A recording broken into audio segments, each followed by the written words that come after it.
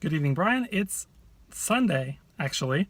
I realized this vlog was supposed to be on Friday. However, I was downtown for a conference all weekend from Thursday until Saturday evening, so I was a little bit busy and hoped that I would find time to post a vlog, but I unfortunately did not. However, since your Thursday Top 5 was on Friday, I'm hoping that it's not too big of a deal that my Friday vlog is a little bit late.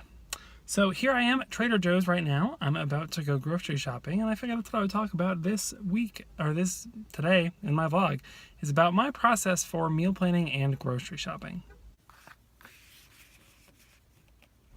So the first step is that I usually look at a number of various food blogs for ideas. There's probably 3 or 4 or 5 that we look at regularly for meal ideas, as well as a couple others that we occasionally look at. So I usually browse around those to see what new recipes have been posted and see if anything looks exciting. For example, this Thai green curry with broccoli and asparagus is actually not something new. It's one that we make often. But it's one of our favorite recipes and I felt like it would be good, so I decided to put it on the menu. We also have a number of cookbooks that we use, including the 2 that Lulu most recently got for her birthday. And those are often really good sources of recipes. So most weeks it's usually a combination of the various recipes that we new recipes that we found, either from cookbooks or from websites that we want to check out, as well as recipes that we have made previously that we know that we really like and that we want to make again. And so once we pick out the recipes, or as we're picking out the recipes, I usually write down, as you can see here, all of the various ingredients for a dish. So I pull up the recipe and I write down all the different ingredients that are required and the amounts and everything for each one. It seems a little bit repetitive because, sometimes there's like an ingredient that I just wrote down that I know I need again for this recipe, or even sometimes in the recipe you need the same ingredient but it's written down twice because it's in 2 different parts of the recipe. But I like this preliminary stage of just getting everything that I need written down so that I can then compile a total list of all of the ingredients needed for the week and go from there.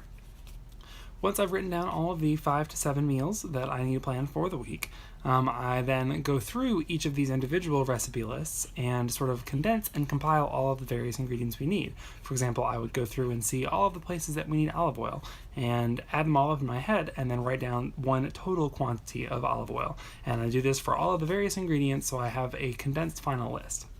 Then I look in the kitchen and check off all the things that we already have, or amend the quantities of things we already have some of. So if we already have more than enough olive oil for the week, I cross that off the list. If we only have 1 cup of rice and we need 2, I mark out the 2 and write 1 cup. And then from there, I take this finalized list of all of the necessary ingredients that I need to get, and I make a shopping list.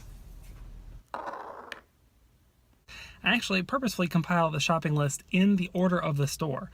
So I know that I go to Trader Joe's first, so I write down all the things that are on that produce wall on the right-hand side in order as you're moving back through the store, and then to the dry goods section where like the potatoes and onions are and the breads, and then back out to the open produce bins where the limes and lemons and avocados are, up the aisle with pastas and canned goods, nuts and stuff, and then out to the frozen section around the store. So I usually can get in and out of the grocery store pretty quickly because I write them, I know the order of the store, so I write them down, the ingredients, in the order that I would pick them up. So it's pretty easy to just go right down the list. I don't have to, okay, item 1 is over here, and then item 2 is way across the store, and then item 3 is back over here.